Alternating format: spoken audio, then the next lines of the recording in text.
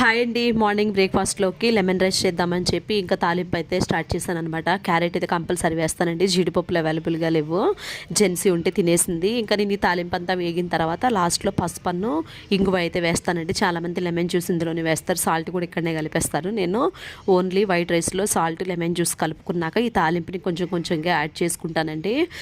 అంటే పొయ్యి మీద ఉన్నప్పుడే లెమన్ జ్యూస్ వేయడం మంచిది కాదేమో అని నేనైతే అసలు ఎప్పుడు వేయను అనమాట.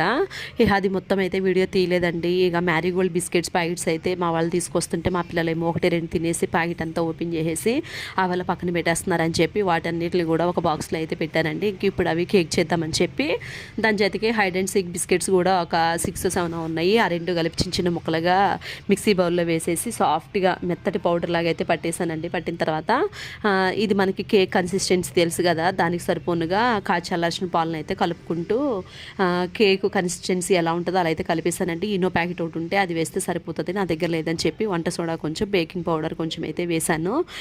కేక్ చేయడానికి ప్రాసెస్ మనకు అందరికీ తెలుసు కదా, ఇంకా సేమ్ అలాగే చేసేసాను. ఫైనల్గా కేక్ అయితే వచ్చేసిందండి. చాలా బాగుంది, పిల్లలు అయితే చాలా ఇష్టంగా తిన్నారు. ఓరియో బిస్కెట్స్తో ఇంకా చాలా రకాల బిస్కెట్స్తో ఇలా చేసుకోవచ్చు.